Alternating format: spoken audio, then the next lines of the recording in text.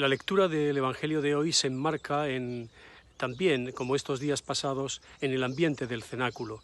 Jesucristo se despide de sus apóstoles con unas palabras enigmáticas, unas palabras que les dejan perplejos, que no acaban de entender.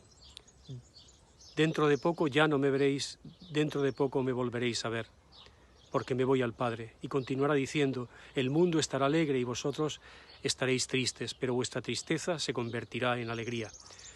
Ciertamente se refiere en un primer momento y en una interpretación inmediata al misterio pascual. Ciertamente Jesucristo morirá, partirá, y los apóstoles experimentarán su ausencia. También los apóstoles se ausentaron de la muerte de Jesús y se acobardaron y se encerraron en el cenáculo presos de miedo.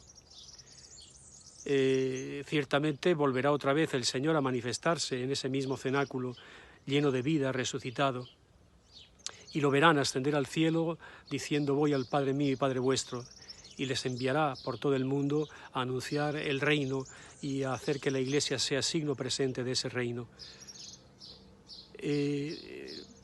Por tanto, ese contexto de alegría y de tristeza se pueden entender perfectamente, precisamente enmarcados en la muerte y la resurrección de Jesucristo. Sin embargo, alegría y tristeza es lo que marca el rumbo y el camino de la Iglesia hasta el final, hasta el encuentro donde ya la ambigüedad se convierta en plena claridad a la luz del rostro de Cristo, ya sin temor a ser perdido, cuando vuelva al final de los tiempos. Y mientras tanto la Iglesia tendrá que vivir entre las alegrías y las tristezas, y cada cristiano tendrá que vivir en esa especie de disonancias, de alternancias que son las alegrías y las tristezas. Hay dos modos de vivir la alegría y la tristeza, nos lo recuerdan los grandes autores espirituales. Hay una tristeza mundana y hay una tristeza espiritual. Hay una alegría mundana y una alegría espiritual. Para saber discernir hay que fijarse en cuáles son las alegrías de Cristo y cuáles son las tristezas de Cristo, porque esas mismas son las alegrías y las tristezas de la Iglesia. La alegría de la Iglesia es precisamente cuando la palabra de Dios es acogida, cuando la palabra de Dios es de tal modo poderosa que transforma las condiciones, transforma la realidad humana y de alguna manera aquel que era hijo de Dios vuelve otra vez a todo el esplendor de tanta gloria. Cuando es acogido el mensaje de Jesús, es la alegría de Jesucristo.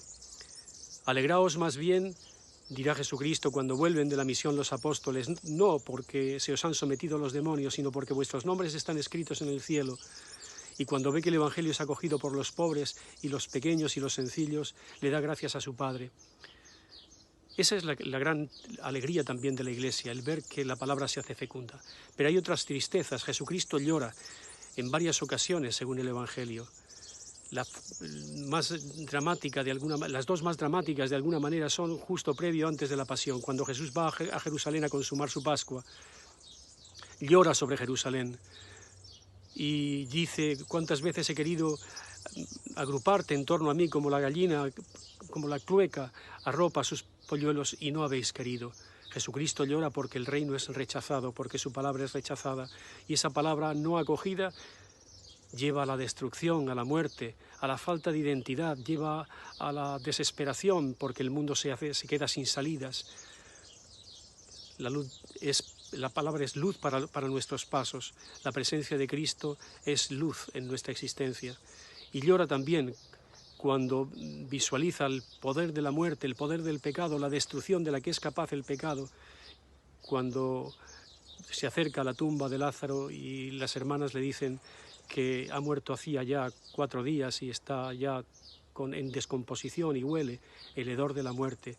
Jesucristo rompe a llorar cuando ve que la obra de Dios en la que Dios ha depositado su propia imagen es destruida. El pecado paga con muerte, nos dirá el apóstol San Pablo. Ese es también el llanto de la Iglesia. Por eso, en la tarea que se nos ha encomendado de anunciar el reino, consiste en reajustar las tristezas del mundo y, al mismo tiempo, situar las alegrías para que se conviertan en alegrías que son prefiguración y anticipo de la alegría eterna. Por tanto, la Iglesia llama a la conversión. Y llama a la conversión para acoger lo que verdaderamente vale.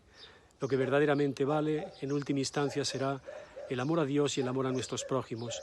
Y todo aquello que en servicio hagamos de Dios será también en servicio de nuestros prójimos. Esas son las obras que duran, esas son las obras que nos anticipan la alegría del encuentro definitivo con Cristo.